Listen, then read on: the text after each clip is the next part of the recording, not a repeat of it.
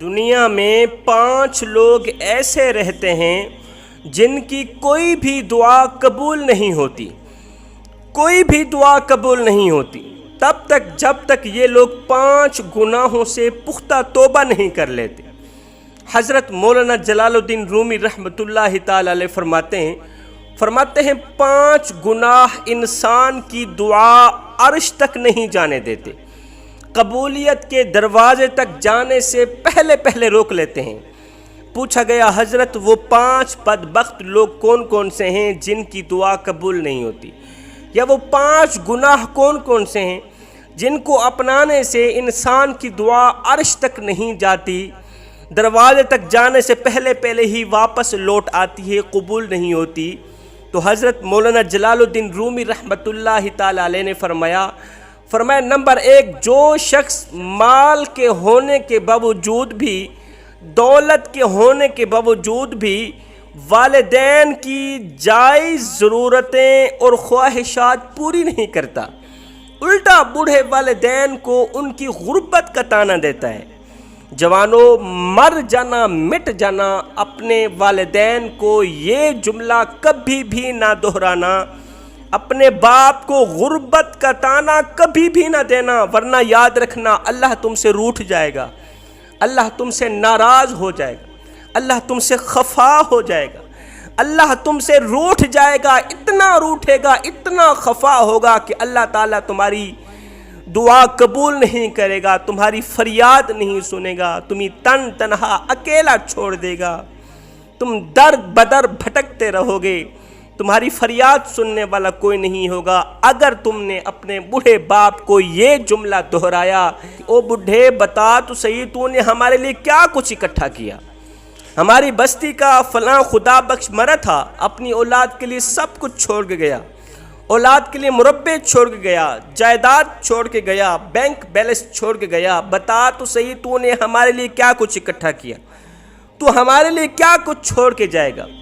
اور نادان وہ بوڑھا باپ جو اپنی بوڑھی کمر پہ بوریاں لاد کے دن رات ایک کر کے اوور ٹائم لگا کے بوڑھی کمر پہ بوریاں لاتا رہا، تجھے بڑا کرنے کے لیے، تجھے جوان کرنے کے لیے اپنے منہ سے نوالا نکالتا رہا، تیرے منہ میں ڈالتا رہا، اپنی بھوک برداشت کر کے تجھے کھلایا، اپنی پیاس برداشت کر کے تجھے پلایا، ٹھنڈا پانی پلایا، اپنی رگوں سے خون نکال کے تیری رگوں میں ڈالا، ہائے خود بوڑھا ہوتا گیا، تجھے جوان کرتا گیا، خود کمزور ہوتا گیا، تجھے طاقتور بناتا گیا، اس کی ہڈیاں کمزور ہوتی گئیں، تیری ہڈیوں میں طاقت بھرتی گئی، یہاں تک کہ وہ خود بوڑھا ہو بیٹھا، تجھے جوان کر دیا۔ آج تو جوان ہی کیا ہوا کہ آج تو باتوں پہ تانے دینے لگا، باتوں پہ دل دکھانے لگا، باتوں پہ رلانے لگا کہ او بوڑھے بتا تو صحیح تو نے ہمارے لیے کیا کچھ اکٹھا کیا؟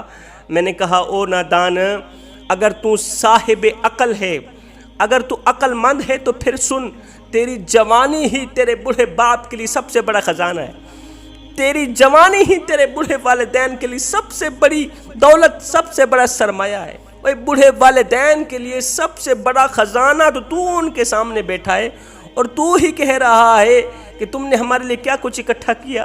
فرمایا سب کچھ کرنا، والدین کو غربت کا طعنہ نہ دینا، ان کا دل نہ دکھانا، ان کا جگرہ نہ پھاڑنا۔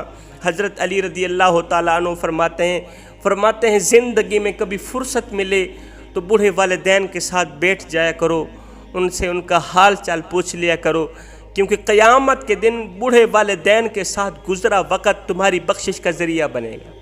فرمایا نمبر 2، ایسی عورت جو نہ تو خود نماز پڑھتی ہے اور نہ ہی تو اولاد کو نماز پڑھنے کی تلقین کرتی، ایسی عورت جس کی کوئی بھی دعا قبول نہیں ہوتی، جو نہ تو خود نماز پڑھتی ہے اور نہ ہی تو اولاد کو نماز پڑھنے کی تلقین کرتی۔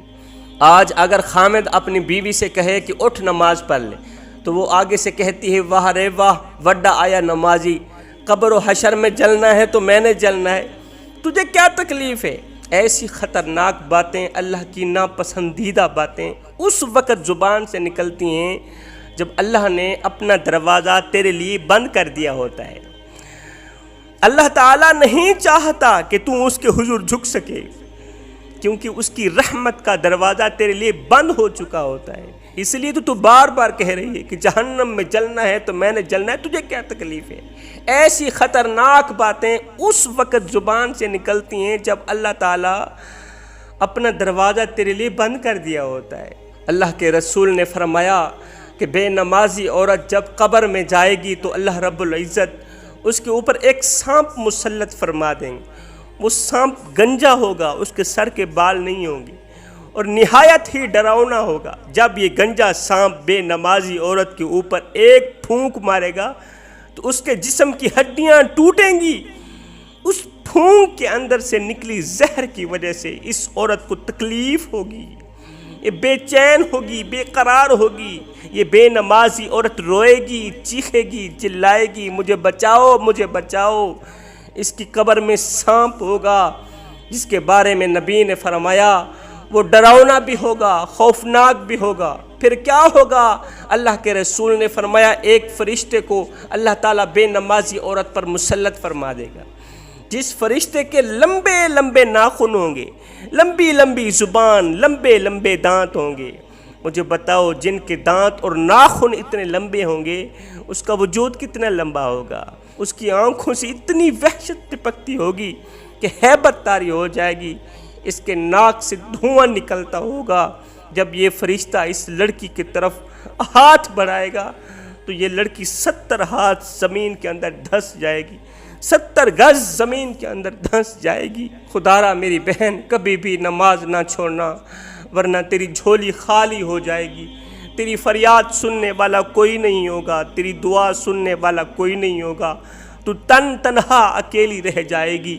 حضرت مولانا جلال الدین رومی رحمۃ اللہ تعالی علیہ فرماتے ہیں نمبر 3، مظلوموں پر ظلم کرنے والا ظالم کی دعا بھی اللہ تعالیٰ قبول نہیں کرتا، اور مظلوم کی جو دعا ہے ہائے یہاں سے نکلتی بعد میں ہواؤں کو پھاڑتی ہوئی، فضاؤں کو پھاڑتی ہوئی، پہلے آسمان کو چیرتی ہوئی، دوسرے آسمان کو چیرتی ہوئی، 7واں آسمان چیر کر عرش کا دروازہ جا کھٹکھٹاتی ہے۔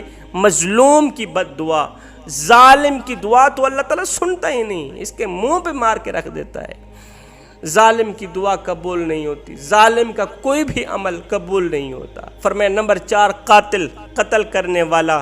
میرے نبی نے فرمایا جس نے ایک انسان کو قتل کیا اس نے انسانیت کو قتل کیا، جس نے ایک انسان کو قتل کیا اس نے پوری انسانیت کو قتل کیا، اور جس نے ایک انسان کی جان بچائی اس نے پوری انسانیت کی جان بچائی۔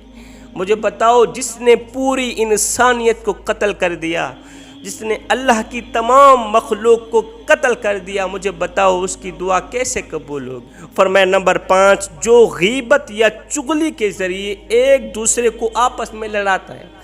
جو شخص چغلی کے ذریعے، غیبت کے ذریعے ایک دوسرے کو آپس میں لڑاتا ہے، جھگڑاتا ہے، وہاں کی سن کر یہاں لگانا، یہاں کی سن کر وہاں لگانا، پھر دونوں بھائیوں کو آپس میں لڑانا، جھگڑانا، یہ بہت بڑا گناہ ہے۔ یہ وہ گناہ ہے جو انسان کی کوئی بھی دعا قبول نہیں ہونے دیتا۔ فرمایا سب کچھ کرنا، یہ 5 گناہ نہ کرنا۔ 5 گناہ کرو گے تو یاد رکھنا تم لوگ تنہا اکیلے رہ جاؤ گے، تمہاری کوئی فریاد سننے والا نہیں ہوگا۔ اگر تم چاہتے ہو کہ یہاں سے دعا نکلے بعد میں قبول پہلے ہو، فرمایا ان 5 گناہوں سے پکی توبہ کر لے۔